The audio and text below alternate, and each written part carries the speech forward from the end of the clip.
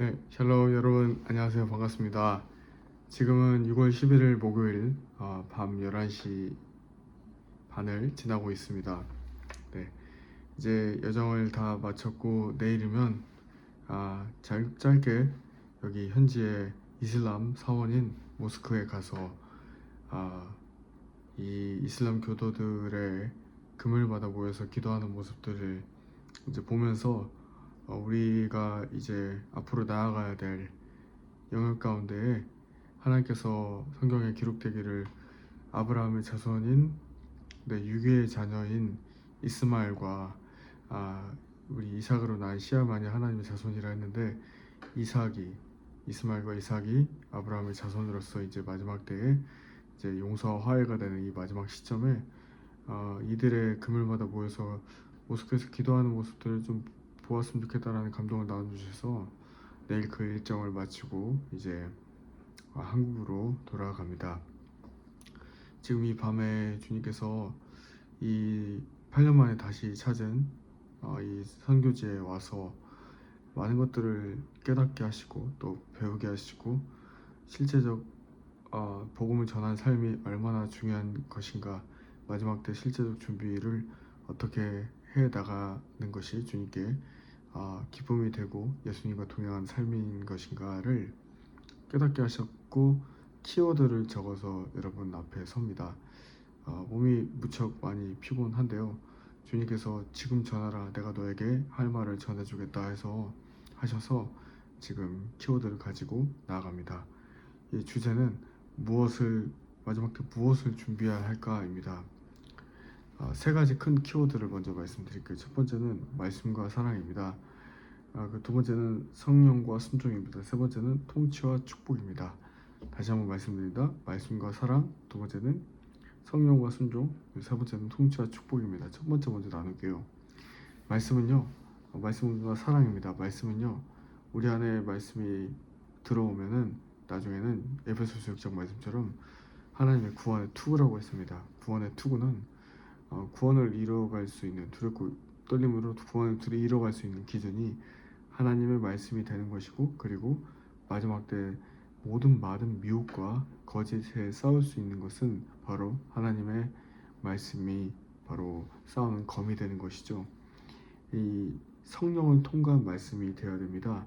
성령님께 통과한 말씀, 출애굽기 6월절의 절기 시즌에 하나님께서 분명히 말씀하셨어요.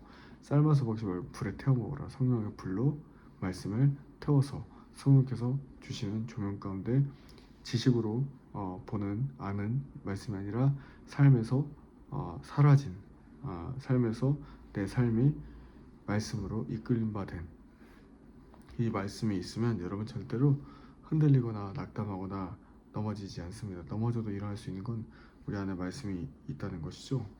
또 하나는 사랑입니다. 우리 안에 마지막 때 끝까지 형제를 사랑할 수 있는, 가장 가까운 자를 사랑할 수 있는 하나님 차원의 사랑이 우리 안에 부어져야 돼요. 우리가 사람을 살다 보면 사람을 알아지게 됩니다. 가족도 마찬가지고 우리 배우자도 마찬가지고 부모님도 마찬가지입니다. 그런데 사랑하는 여러분, 우리 사랑으로는 사랑할 수 있는 힘이 적어요. 하나님의 사랑이 부어져야 하나님의 마음으로 사랑할 수 있는 것입니다. 이 영역에 저 또한 사람의 사랑으로 사랑을 하고 했던 많은 순간에 실패했던 것을 경험하게 됩니다. 가장 큰 실패 경험은 아내예요. 예수님의 사랑으로 사랑했어야 될 사람을 사람의 사랑으로 사랑하려고 하면 반드시 여기에 불협화음이 있습니다. 그래서 마지막 때 우리가 구할 것은 바로 성령을 통과한 말씀을 통해서 그 말씀으로 예수님의 사랑을 끝까지, 내 주변에 있는 사람들을 끝까지 사랑해내는 것입니다. 네, 그렇게 되기를 축복합니다. 할렐루야. 두 번째는 성령과 순종입니다. 사랑하는 여러분, 성령님이 느껴지지 않거나 음성이 들리지 않거나 혹은 감동이 오지 않거나, 이거는요 가장 성령님의 감동에, 그리고 성령님의 이끌림에 훈련받는 것은요, 작은 감동에 순종할 수 있는 작은 것의 순종입니다. 작은 것에 순종하다 보면 하나님께서 크게 확장시키시는데요, 결국은 어떻게 감동에 순종을 할 수 있냐? 내 의와 내 뜻과 내 감정이 아니라요. 하나님께서 주시는 가장 작은 예로 갈라디아서 6장 말씀에 믿음의 가정들에게 너희가 돕고 함께하라고 말씀하셨죠. 우리가 하나님의 뜻을 선행을 하는 데 있어서 낙심하지 말 것은 때가 이름에 하나님께서 거둔다고 말씀하셨습니다. 우리가 형제를 사랑한다고 말하면서 그 형제가 필요할 것을 쓸 것을 주지 못하면 그것은 진짜 사랑이 아닌 것이죠. 우리 삶에 있어서 이 마지막 때 사랑하는 여러분, 지금 주식 투자, 통장 잔고가 늘어나는 뭐 저축, 뭐 부동산 투기, 내 건강에 투자하는 거, 이런 거 사실은 여러분 본질은 아닙니다. 진짜 본질은 하나님 보실 때에 하나님 나라에 좋은 터에 씨앗을 심는 것입니다. 좋은 터에 씨앗을 심는 것이에요. 물 주고 자라게 하시는 주님이십니다. 우리가 척박한 땅에, 선교지를 예를 들면 척박한 땅에 복음을 전할 때 어떤 이들은 아무리 전해도 수확과 열매가 나지 않은 전도를 했는데 한 명도 전도가 안 되는 경우가 있습니다. 그런데 여러분, 그 씨앗은 하나님 말씀의 씨앗이기 때문에 심기면 언젠가는 하나님께서 자라게 하셔서 그 심긴 말씀이 일한다는 거예요. 우리의 마지막 때 삶의 준비는, 가장 좋은 삶의 준비는 사람들의 필요를 채워주는 삶, 그 필요는 바로 진리이신 예수 그리스도이십니다. 전도하기 위해서, 선교하기 위해서 우리에게 물질과 재능을 주시는 거예요.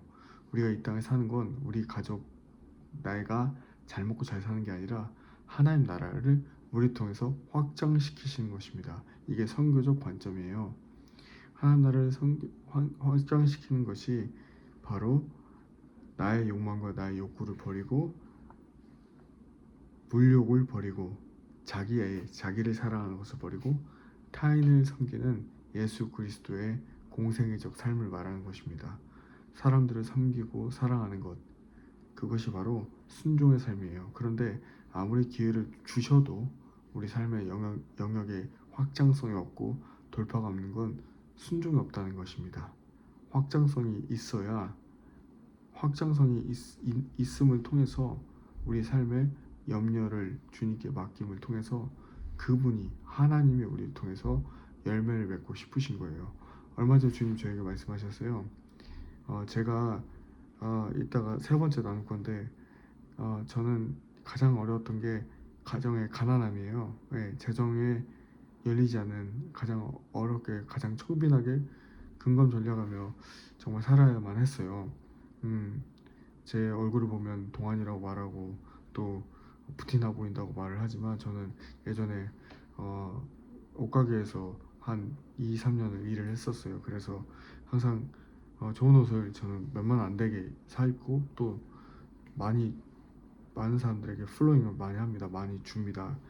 그런데 이런 나눠주는 삶이요, 습관이 돼 있고, 또 하나님은 저에게 세 번째 영역으로 넘어가서 통치와 축복을 말하고 싶은데요. 하나님은 저에게 행할 수 없다고 생각하는 그 최악의 상황과 어려운 상황 가운데 순종하는 삶을 요구해 오셨습니다. 그래서 예를 들어서 자녀가 2명이고 코로나 기간에 셋째 아이가 배어 있을 때 네가 진짜 나를 신뢰하니? 예전에 어떤 그 이사를 하고 나니까 통장 잔고에 29만 원밖에 안 남았었어요. 그 셋째가 이제 태어나려고 할 때 서울에서 어떤 교회에서 설교해달라고 오라고 했었고 사례비를 50만 원 받았을 때 주님이 저에게 너 이거 나한테 줄 수 있겠어? 그렇게 했을 때 저는 한치의 오차 없이, 망설임 없이 제 아내도 네 주님 드릴게요. 그때 어느 목사님으로부터 연락 왔고 하나님께서 모아왔던 11조 50만 원을 목사님 교회 하라는 감동을 주십니다.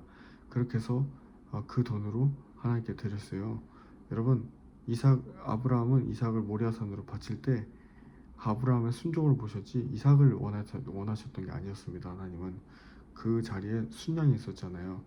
우리에게 마지막 때에 주님은 이 땅 차원의 많은 예언가들 말을 듣거나 혹은 나의 부귀영화 뭐 노후 대책이 아니라 여러분 가장 좋은 노후 대책은 내 건강에 투자하고 가장 좋은 노후 대책은 뭐 그런 게 아니라요. 하나님이 기뻐하시는 삶을 사는 거예요. 하나님이 기뻐하시는 청빈한 삶, 많은 사람들을 돕는 삶, 선교사적 삶입니다. 이런 삶을 하나님은 지금 마지막 때에 우리 자녀들에게 사랑이 얼마나 하나님 우리 사랑하신지를 알기를 원하시고 그런 자들에게 통치권을 주시길 원하세요. 통치를 하고 싶어 하세요. 가장 어려운 부분을 주님께서 가장 순종했을 때 그 테스팅이 통과될 때 그 마지막 엔타임 신부들에겐 통치가 임합니다. 통치가 임하는데 그 통치마저도 그 축복이 나에게만 멈춰서 가두어지는 게 아니라 여러분 물은 흘러가야 맑은 물이 또 흘러옵니다. 할렐루야. 저 또한 만약에 어떤 재정이 또 들어오잖아요. 저는 지금 가장 경계하는 게 사람들로부터 높아지는 것, 나 스스로가 바벨탑을 쌓는 것, 또한 어, 또한 남자 사역자들은 돈과 여자, 음란과 재정 이 영역에 있어서 자유하기 위해서 제가 결단한 게요. 이제 유튜브 댓글을 이제 댓글을 중지하려고 그래요. 저에게 칭찬하다 보면은요, 여러분들이 저에게 칭찬을 해주시면요, 저는 어느 순간 교만이 스멀스멀 누룩처럼 들어와서 저는 죽습니다. 영분별을 똑같이 하는 어떤 목사님이 썸네일에 갑자기 자기 얼굴을 떡하니 드러내면서 자기 이름을 딱 뽐내는 것을 제가 봤어요. 이게 정말 무서운 거예요. 바벨탑이 누가 쌓죠? 바로 하나님을 안다라고 했던 사람들이 바벨탑을 쌓습니다. 바리새인도 그랬었고요. 서기관도 그랬었고요. 철저하게 우린 지워져야 됩니다. 예수님만 높여야 되고요. 나 자신 지워져야 됩니다. 마지막 때 하나님의 시간표는 반드시 하나님 정하신 대로 흘러갑니다. 그래서 여러분 또한 중요한 거 좀 나누고 싶은 게요. 선교를 한다고 뭐 주식 투자하고 비트코인 하라는 거는요.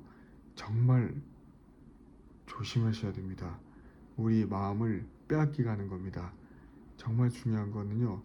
비트코인하고 알리하기 위해서 뭐 돈을 많이 비트코인을 하고 이런 건 정말 위험한 거예요.